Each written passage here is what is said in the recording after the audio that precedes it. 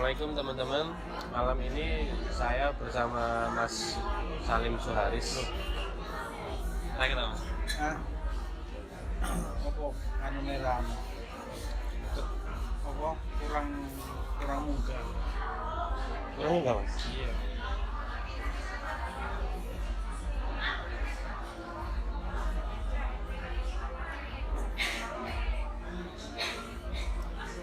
Kak kemunggahan tak? Pas iki Mas. Kemunggahan yo.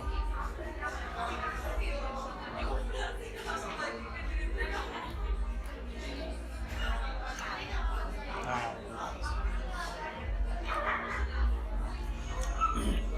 Kemarin saya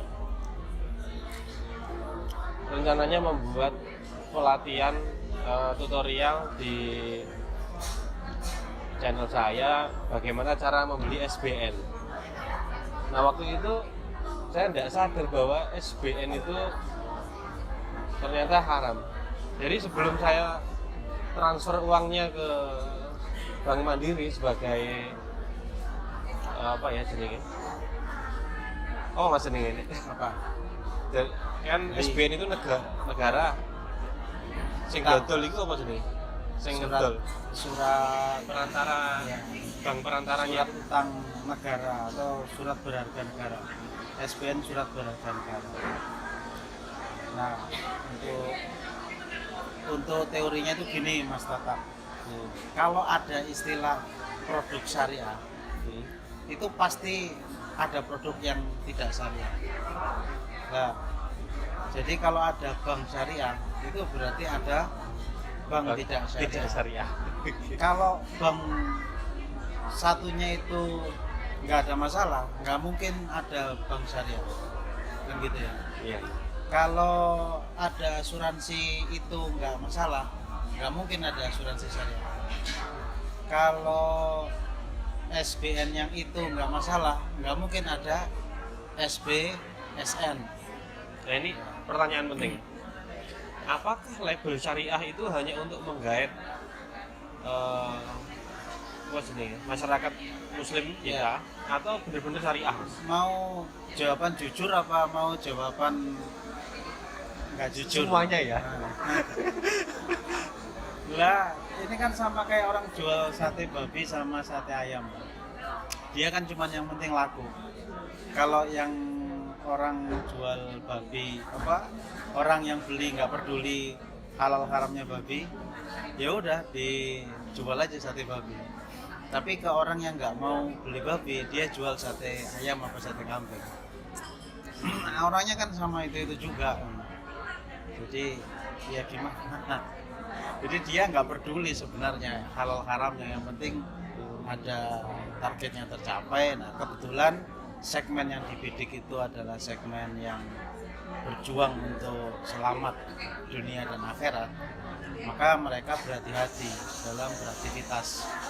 Nah, ketika dalam hal investasi, maka SBN ya itu udah jelas-jelas aktivitasnya adalah memberikan pinjaman yang ada bunganya. Iya, betul. Kebetulan yang dipinjami adalah Negara. Nah maka pada prinsipnya hukum muamalah itu kan boleh. Jadi pada prinsipnya hukum muamalah itu boleh. Jadi apapun boleh selama nggak ada larangan. Nah, kenapa kok akhirnya SBN kecantol? Karena ada larangan yang dilanggar. Maka akhirnya agar supaya boleh, larangan yang dilanggarnya harus dibuang. Jadi simple sebenarnya. Kenapa kok perbankan konvensional itu nggak boleh? Karena ada larangan yang dilanggar. Nah, gimana caranya supaya boleh? Ya larangan yang dilanggar tadi dilanggar. Selesai sudah. Jadi konsep muamalah itu sederhana. Selama tidak melanggar larangan, maka boleh, nggak masalah.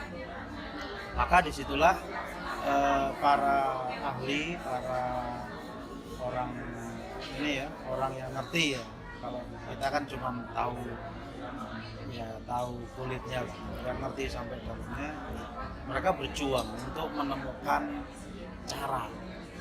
Jadi bagaimana tujuannya tercapai tapi caranya benar. Jadi kalau dahulu zamannya Rasulullah, fikih itu ya Islam itu sendiri. Jadi kalau mau tanya ini boleh apa tidak ya tanya Rasulullah. Nah, Rasulnya masih ada. Nah begitu Rasulullah sudah nggak ada, maka terus sampai zaman Abu Hanifah ya, itu fikih sudah menjadi niat. Jadi kalau niatnya benar ya nggak apa-apa, kalau niatnya nggak benar. Tapi kan susah untuk mengetahui niat baik niat buruk. Maka begitu Imam Syafi'i maka sudah pada perbuatannya. Jadi kita nggak melihat niatnya lagi, kita melihat perbuatannya. Perbuatannya melanggar apa tidak, yaitu akan bisa didefinisikan.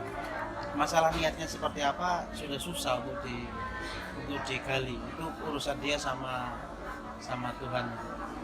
Jadi misalnya menikah, saya niatnya buruk gitu, kan gak ada yang tahu orang niat di dalam hati.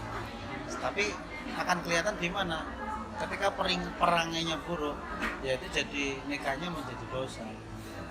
Nikah kan sesuatu yang boleh, bahkan dianjurkan.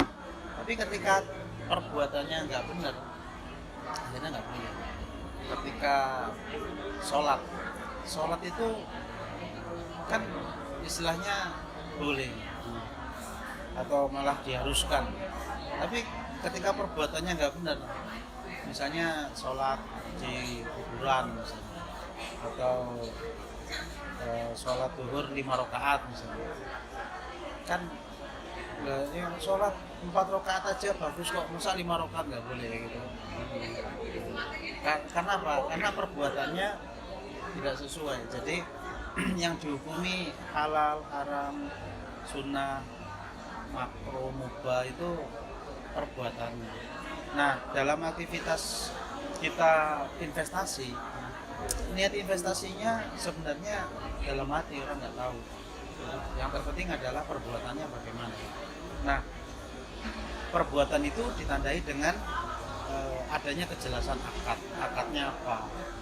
Jadi kalau di SBN niatnya jelas memberikan hutang. Saya memberikan hutang ke negara dan negara akan memberikan bunga ke saya. Dan itu udah pasti melanggar karena ada riba yang dilanggar, dan riba masuk kategori pada dosa besar. Nah, oleh karena itu solusinya gimana? Ya solusinya ribanya dibuang. Ribanya dibuang, caranya gimana? Maka harus ada aktivitas yang menjadi perantara antara uang dengan uang tadi. Jadi kalau saya ngasih Mas Tata duit 100 juta, lalu kemudian Mas Tata balikin 110 juta, ini ada selisih. Nah, selisih ini nggak boleh. Kenapa? Karena ada barang ribawi yang dipertukarkan kok nilainya nggak sama. Jadi nggak boleh, dosa besar. Nah solusinya gimana? Proses pertukaran ini dihambat sama suatu produk, entah itu barang atau jasa. Jadi akhirnya bukan tukar duit sama duit, tapi tukar duit sama sesuatu. Nah, di dalam surat berharga syariah nasional, surat berharga syariah negara itu diberi perantara dulu. Jadi ketika kita memberikan atau membeli itu tadi ya, sebenarnya kita ini sedang membeli sesuatu, entah itu barang negara, entah itu aktivitas fasilitas negara, entah itu manfaat sesuatu untuk negara yang sifatnya itu adalah sesuatu. Jadi ini kita beli dulu, setelah kita beli maka kemudian kita sewakan ke negara, sehingga negara akhirnya bayar sewa. Nah, ketika negara bayar sewa maka ini namanya SBSN yang ijarah, kan gitu. Jadi dia bayar sewa, jadi saya beli ini gitu. Nah ininya dipakai sama negara, dan negara kan bayar sewa. Nah nanti negara setelah selesai dibeli itu ininya, underlyingnya ini, akhirnya selesai kan. Namanya dibeli kan berarti ya ada jual beli. Sama kayak kita di dealer mobil gitu ya. Ini katakanlah ini mobil, saya misalnya pakai akadnya misalnya musyarakah mutanakisah. leasing itu nggak dikenal dalam istilah Ekonomi. ekonomi syariah. Kenapa? Leasing ini sendiri rancu. Leasing itu kan sewa. Tapi yang terjadi di leasing itu kan nggak jelas itu sewa atau apa. Dibilang sewa ya bukan, Iya. dibilang jual beli juga enggak gitu. Kan banci. Banci. Nah, yang nggak Jengki. jelas, ya, yang nggak jelas kayak gitu udah pasti nggak syar'i. Makanya, nah kalau ini ceritanya begini, saya beli ini mobil nih. Misalnya katakanlah kita nggak ngomong dengan lembaga ya, ngomong dengan personal. Mobil ini dari toko kita beli. Kita beli itu berarti kan saya dan Mas Tatap yang beli. Saya beli nih, tapi saya cuma beli 50%. Lalu Mas Tatap beli 50%. Berarti ini mobil punya siapa? Punya berdua. Punya kita. Punya kita. Namanya syirkah amlak. Bersyirkah untuk memiliki sesuatu. Kan gitu. Nah, begitu syirkah amlak ini terjadi, maka yang punya saya mana? 50%. Yang punya Mas Tatap? 50%. Nah, terus setelah mobil ini dibeli oleh kita, yang pakai siapa? Gantian. Kalau makainya gantian, kalau misalnya pakai saya, berarti kan saya harus menghargai dong yang bukan punya saya. Nah, menghargainya dengan apa? Dengan sewa. Maka di dalam musyarakah mutanaqisah itu sebagian dari miliknya Mas Tatap, karena saya pakai manfaatnya, maka saya bayar sewa Mas Tatap. Nah, tapi ada mutanaqisahnya di mana kepemilikannya kita geser pelan-pelan. Jadi nanti selama 1 bulan tak beli sekian persen. Yang tadinya 50-50 menjadi katakanlah 57 48. Iya Pak? 57 43. Habis itu 62 38 gitu kan. Terus sampai akhirnya Mas Tatap habis kepemilikannya. Begitu habis kan saya udah nggak perlu bayar sewa lagi nih Mas Tatap. Nah, kayak gitu. Atau sama juga saya beli. Ini kasusnya sama. Mobil kita beli dari dealer. Saya 50%, Mas Tatap 50%. Ini mobil punya siapa? Punya kita. Terus Mas Tatap, wis udah yang punya aku tak jual aja ke Mas Salim gitu ya. Tapi ngejualnya dengan cara dicicil. Berarti akhirnya mobil ini setelah kita miliki berdua, kemudian bagiannya Mas Tatap saya beli. Tapi bertahap. Berarti mobil ini punya siapa? Mas Salim. Iya. Tapi saya kan punya utang yang harus saya bayar ke Mas Tatap secara bertahap. Nah, itu jual beli. Nah, di dalam proses SBSN itu juga sama aja. Jadi selama ininya itu gini, supaya tidak uang tukar uang, maka tengah-tengahnya harus diisi sesuatu. Berarti SBS ini murni syariah ya Mas ya? Ya itu tadi. Sudah. Intinya- Kalau yang ini kan enggak Mas, yang Gimana? misalnya kita pinjam ke BMT atau ke SPPS itu kan butuh duit piro? Kita Iya. ditransfer Kan, gitu loh. yang berarti kan pinjem. Heeh. Pinjem berarti dapat apa? Uang, Terus dibalikin apa? uang. Nah, uang ditukar sama uang itu harus sama nilainya, nggak boleh beda. Kalau sampai beda ada riba di situ. Cuman segitu aja. Gimana supaya aman? Ya ribanya dibuang. Berarti tidak boleh mempertukarkan uang dengan jumlah yang berbeda. Simpel kan sebenarnya. Gitu. Kan ada yang praktiknya begini Mas. Aku nyilih duit tinggal tuku laptop misalnya. Laptop harganya piro? Utang itu. Ya wis kok balik ke aku 4,5 ya. Nah, gini harus dibedakan. Kan itu harus dibeli dulu tuh Mas. Kalau nyilih duit, berarti saya misalnya aku lembaga, Mas Tatap adalah orang. Sama ngomong apa coba tadi? Pinjam Aku, bukan? nah, nyilih duit. Iya. Nyilih duit berarti kan aku ngasih duit, Heeh. ya kan? Iya. Aku ngasih duit ini berarti nyilih itu. Masalah duit ini harus dipakai buat beli laptop. Kan intinya sing beli laptop kan sampean. Aku kan urusan karo laptop. Gitu toh. Iya. Terus kemarin aku njaluk Pengembalian. 4,5. Oh, Ngekei papat, njaluk 4,5. Riba ini. Tapi supaya orang riba, ya sampean tuku laptop nang aku tak beli laptop ke orang. Ini saya tokone, tak kene tak tukune. Kau iku pak nang kono. Nah, harusnya kan begitu Mas prakteknya. Eh, Cuman kan kadang wis tuku dhewe tak kayak gitu ya. ya ora iso tuku dhewe. Konsepnya itu adalah wakalah. Tapi wakalah ini ambigu, harus ada kejelasan. Misalnya Mas Tatak wakalah. Begitu wakalah, Mas Tatak ini belum beli apa-apa. Mas Tatak sedang jual jasa ke saya. Saya pengen beli laptop, maka laptop itu saya minta tolong Mas Tatak. Mas, tukono aku laptop. Sama jadi pembeli apa jadi wakil saya? Pembeli. Salah. Lah kalau sama jadi pembeli nggak mungkin jadi wakil saya. Pada saat sama jadi wakil saya, sama dilarang keras jadi pembeli. Sama harus mencopot ke jubah pembeli sampean. Karena sama pada saat sampean sedang melayani saya, Mas Tatak tukono laptop, sama adalah wakil saya. Begitu sama belikan laptop itu punya siapa? Punya PMT. Punya saya, punya lembaga. Kenapa? Karena Saman membelikan saya. Begitu laptop itu sudah menjadi milik saya, baru kemudian tak jual ke sampean. Kenapa? Begitu sudah selesai, Saman ngomong, Mas, ini laptop yang sampean minta saya membelikan. Nih, udah dapat. Gitu kan? Terus Saman sarankan ke saya. Artinya apa? Tugas Saman sebagai wakil saya berhenti, berakhir. Nah, sedetik kemudian Saman berubah menjadi pembeli. Tidak apa-apa. Akad yang berbeda, urusan yang berbeda dengan objek yang berbeda.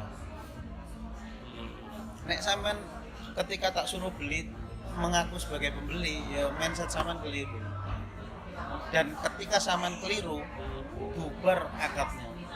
Karena akad ini ketika pengakuan perbuatannya itu enggak sesuai, maka sudah pasti enggak sah. Makanya salah satu syarat dalam aktivitas transaksi itu adalah harus mukallaf. Mukallaf iki wis balik, wis ngerti, wis iso mikir, wis iso bertanggung jawab. Artinya apa? Kenapa kok harus balik? Supaya dia ngerti iki transaksi apa sih sajane. Nek ono uang datang ke bank, akadnya mudharabah, akadnya murabah kayak gitu ya. Terus dia ngomong, "Takon dile, toko bank." Ngapain? Nyeleh duit. Wis jelas-jelas keliru. Oh, akad itu nyeleh duit kok dia ngomong nyeleh duit, berarti mindsetnya salah. Ketika mindsetnya salah, transaksinya batal. Gitu ya Mas. Nah, makanya memang tujuannya apa? Orang perbankan, orang lembaga itu harus bagaimana caranya dia memahamkan lawan mainnya. Nah, itu tujuannya adalah supaya lawan mainnya itu ngerti. Jadi makanya diajari, sama harus ngerti nggak transaksi naik apa? Diajari dulu. Nah, bagaimana nek wong ora diajari, ya berarti petugas lembaganya juga keliru. Kenapa kok keliru? Dan targetnya dua. Yang satu target akhirat, yang satu target akhir tahun. Lah akhirat sik suwi. Makanya akhir tahun bisa target tercapai, urusan akhirat sik iso istighfar. Closing statement untuk SBSN Mas. Ya, pada prinsipnya kalau kita bicara masalah muamalah itu apapun boleh selama tidak ada yang melanggar. Nah, yang perlu kita perhatikan, setiap produk-produk keuangan yang ada syariahnya itu harus dipikirkan, kenapa kok ada syariahnya. Jawabannya adalah karena yang satunya itu enggak syariah. Kenapa enggak syariah? Karena ada yang dilanggar. Ya kenapa ada yang dilanggar kok kita masih terabas terus? Ya berarti ada yang salah dengan iman kita. Kenapa? Ya iman kita masih belum clear, belum jelas, belum tahu apa yang dibela. Makanya ketika akad tertentu itu yang dilanggar sudah bisa dihilangkan, maka dia udah boleh. Ada perbankan syariah, ada apa namanya itu asuransi nggak sesuai syariah. Asuransi itu nabrak riba iya, nabrak horor iya, nabrak judi juga iya gitu. Apa yang diperjudikan di asuransi? Yang diperjudikan itu adalah ya apa yang dipertaruhkan itu. Kenapa? Karena zero sum game. Kalau saya tabrakan saya untung, kalau saya nggak tabrakan dia yang untung, kan gitu. Itu zero sum game. Zero sum game itu maisir, judi.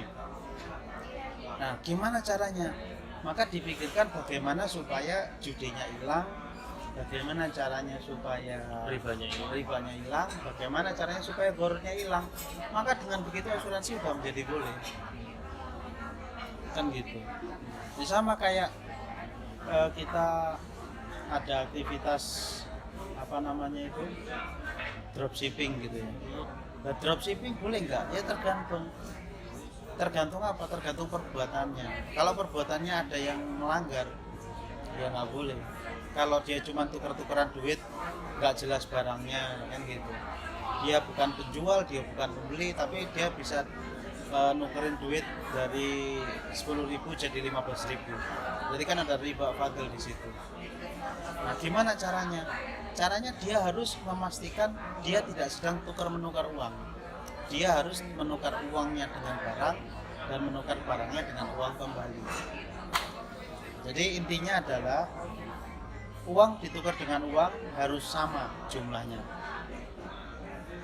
Dan kalau sampai kepengen ada selisih karena pengen cari untung, maka sisipi pertukaran itu dengan barang atau dengan jasa. Ada produk di situ, ada yang diperjualbelikan, ada objek yang membuat aktivitas itu menjadi boleh. Hari ini saya beli handphone 3 juta, detik kemudian saya jual 3.100.000. Berarti kan uang saya 3 juta berubah jadi 3.100.000. Kenapa kok boleh? Karena ada handphone. Walaupun saya cuma punya sedetik, beli handphone 3 juta, jual handphone 3.100.000 gitu. Musak nyok, tapi halal. Kenapa? Ada handphone 3.100.000, 3 juta haram, riba fadil. Kenapa? Karena langsung ditukarkan tanpa ada perantaranya. Ya, itu banyak sekali ya Mas yang praktek dropshipper seperti itu ya. Ya banyak. Kenapa? Pertama karena nggak tahu, kedua karena nggak mau tahu. Yang nggak tahu itulah yang insya Allah mereka berjuang untuk mencari apa yang seharusnya dilakukan, karena hidup cuma sebentar, cari uang juga sekedar untuk bisa beribadah ya, kepada tujuan kita sebagai manusia. Tidak diciptakan manusia, jin dan manusia kecuali untuk beribadah. Nah, kalau kita tujuannya hanya untuk beribadah, berarti harta yang kita cari pun sebenarnya tujuannya tidak lain dan tidak bukan untuk mempermudah kita beribadah. Nah, bagaimana kalau harta itu kita cari dari jalan yang kita nggak peduli halal-halal, sebagaimana sudah diramalkan sama Rasulullah. Nanti suatu zaman suatu ketika nanti ada orang itu yang udah nggak peduli, nyari hartanya itu mau dari halal haram udah tutup mata tuh. Dan ini terjadi di sekitar kita. Hari-hari ini orang sudah nggak peduli itu halal itu haram. Bahkan sampai ada kata-kata yang haram aja susah, apalagi yang halal. Makanya kita harus berlindung pada Allah agar diberi kemudahan, diberi istiqomah dalam berjuang, bersabar menjalani kehidupan, tidak gelap mata di dalam melihat kondisi-kondisi yang seolah-olah makin susah, padahal sebenarnya ya enggak juga. Ketika sesuatu itu susah, pada dasarnya ada kemudahan mendampinginya. inna ma'al usri yusra. Allah sampai menyebutkan 2 kali berturut-turut. Fa inna ma'al usri yusra, inna ma'al usri yusra. Inna ma'al itu bukan setelah, ma'al itu berarti kan bersama. Jadi inna sesungguhnya ma'al bersama-sama, yusri yusra. Jadi kesulitan kemudahan.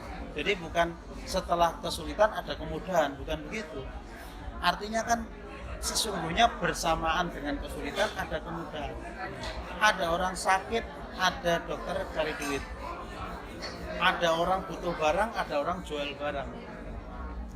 Ada orang kesulitan, ada orang menyelesaikan problemnya. Kayak saya nih misalnya, orang kesulitan cari solusi bikin laporan keuangan yang mudah. Nah, saya cari duit dari situ. Artinya apa? Kita memanfaatkan kesulitan orang. Boleh nggak? Ya boleh. Mau dia terbantu. Kan ada yang ngomong memanfaatkan menarik di atas penderitaan orang lain. Ya enggak. Jadi justru kesulitan dia itu di hadapan kita bantu kesulitannya, kita mendapatkan manfaat dari innamal usri yusra. Gitu Mas. Terima kasih Mas Salim. Ya, sama-sama. Kita lanjut dengan rencana kita dulu Apa itu? yang tentang misalnya tentang dompet digital, OVO, GoPay, Oh iya. dan sebagainya, tapi di Kesempatan yang pertemuan berbeda. berikutnya. Oh, Jadi ya. saya ada janjian dengan YouTuber Surabaya. Kita Sama mau no, kumpul. janjiannya lebih sibuk dari saya nih gimana? Nah?